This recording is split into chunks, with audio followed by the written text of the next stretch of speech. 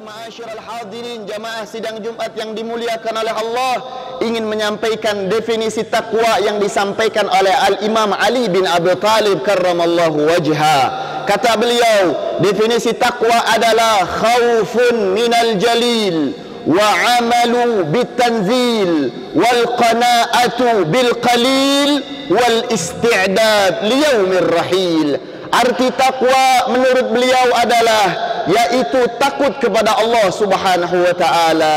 Maka kita di dalam awal tahun ini dan telah menutup akhir tahun kita, tanyakan kepada diri kita, sebetulnya kita ini betulkah takut kepada Allah atau hanya takut kepada makhluk-makhluknya Allah yang tahu hanya diri kita sendiri. Tanyakan kepada diri kita yang saat ini memegang benda yang begitu ringan di tangan berupa handphone. Ketika kita memegangnya di dalam halayak yang ramai, mampukah kita membuka hal-hal yang haram di dalam handphone kita? Kalau kita tidak berani di dalam halayak yang ramai, tidak masalah, karena itu pun adalah sebuah anjuran daripada Allah Subhanahu wa taala untuk dilarang mujahir, yaitu terang-terangan melakukan kemaksiatan. Akan tetapi ketika sudah pulang ke rumah kita sendiri, di antara kita sendiri dan kamar kita telah kita kunci, wajah kita hanya terkena cahaya, bukan cahaya lampu, melainkan cahaya handphone kita.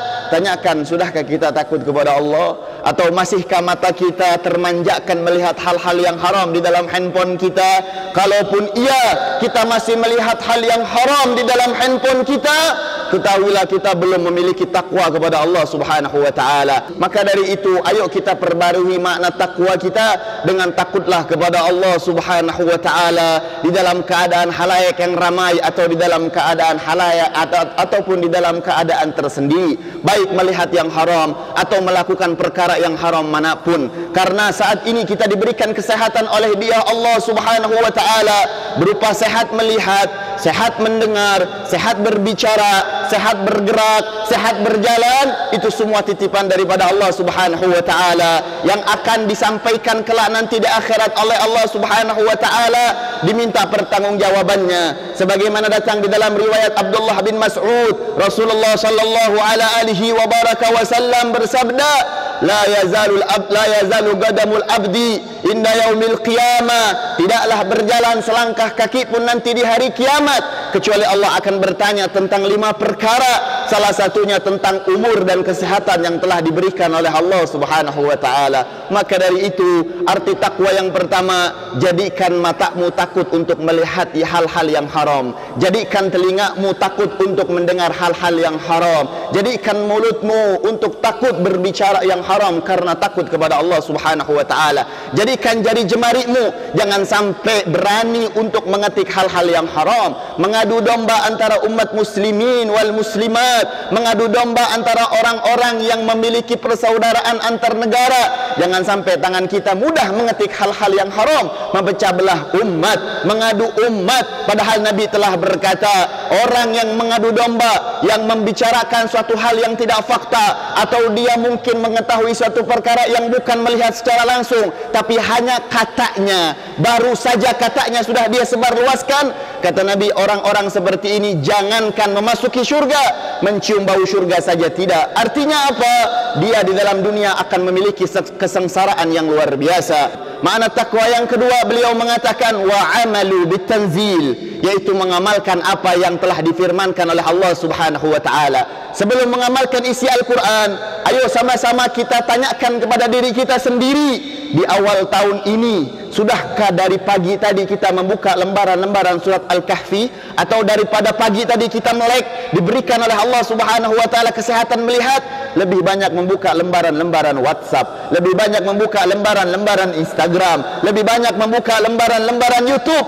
Tanyakan kepada diri kita, akhir tahun yang sudah lewat, yang sudah kita lalui 2020 lalu, kita introspeksi diri kita, sudahkah kita lebih banyak membuka Al-Quran, atau lebih banyak membuka koran, atau lebih banyak membuka hal-hal yang tidak bermanfaat. Saya tidak mengatakan mendengar musik itu adalah perkara yang haram, tidak, karena sebagian ulama mengatakan boleh. Akan tetapi Allah berfirman di dalam Al-Quran, ma khalaqnakum abatha, kami tidak menciptakan kalian untuk sia-sia. Maka orang anak muda yang hampir 24 jamnya hanya tergantung di dalam telinganya handset, dia telah melakukan hal-hal yang sia-sia, dan itu semua akan diminta pertanggungjawabannya oleh Allah Subhanahu wa taala. Maka sebelum mengamalkan Al-Quran, bacalah dulu Al-Quran. Jangan sampai kita terkategorikan umat Islam yang umurnya 20 tahun, 30 tahun, 40 tahun, 50 tahun, tapi tidak pernah mengerti apa arti Allahus Samad, tidak pernah mengerti apa arti Qul a'udzu birabbil falaq.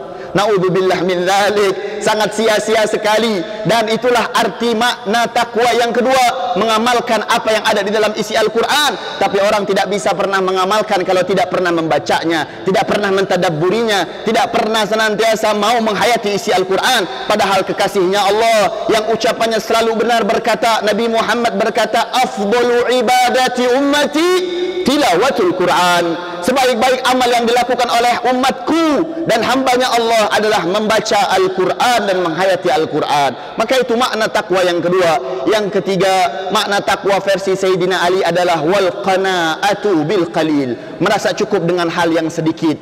Tanyakan kita yang hari ini mengatakan ekonomi kita kurang, ekonomi kita sulit. Betulkah ekonomi kita sulit, atau kita yang ingin sesuatu hal di luar kebutuhan kita? Banyak orang yang menginginkan sesuatu perkara karena di luar kebutuhannya, sehingga dia mengatakan dirinya sedang sempit ekonomi, dirinya sedang sulit ekonomi. Padahal orang dihidupkan oleh Allah Subhanahu wa taala hanya untuk beribadah kepada Allah. Maka yang dia perlukan adalah sebuah rumah yang menutupi daripada panas atau hujan. Yang dia butuhkan hanya sesuap makanan yang membuat perutnya kenyang. Yang dia butuhkan hanyalah sebuah pakaian yang sederhana yang bisa menutup auratnya. Itulah hal-hal pokok yang dibutuhkan oleh manusia, tidak lain dan tidak bukan hanya untuk memperkuat ibadah dia kepada Allah Subhanahu wa taala. Maka merasalah cukup dengan yang sedikit yang telah diberikan oleh Allah Subhanahu wa taala. Sedikit yang telah Allah berikan kepada kita, andai kata kita syukuri, maka kita akan diberikan hal yang besar berupa ketenangan, berupa kebahagiaan, berupa ketenangan di dalam jiwa kita. Dan yang keempat yang disampaikan oleh Imam Ali bin Abi Thalib tentang takwa, wal isti'dad liyaumir rahil, yaitu mempersiapkan bekal kita untuk nanti kembali kepada Allah Subhanahu wa taala. Banyak orang di awal tahun ini ingin pulang, mungkin mereka nggak bisa pulang karena beralasan pandemik, karena dia beralasan corona dan lain sebagainya. Tapi lebih besar daripada itu alasannya adalah karena mereka nggak membawa bekal yang cukup. Mereka takut pulang ke rumah nggak bisa berbagi kepada anak istrinya, kepada orang tuanya, kepada keponakannya, misannya, tetangganya. Kenapa? Karena bekalnya kurang. Bagaimana orang yang nanti ingin kembali kepada Allah sedangkan bekalnya sedikit? Padahal virus yang hakiki bukanlah virus corona, tapi virus yang hakiki adalah penyakit sombong di dalam hati, penyakit iri di dalam hati, penyakit ujub di dalam hati. Penyakit-penyakit hati adalah virus yang paling dahsyat di muka bumi ini, yang telah Allah Subhanahu wa taala peringatkan jauh-jauh hari daripada lisan Nabi Muhammad sallallahu alaihi wasallam.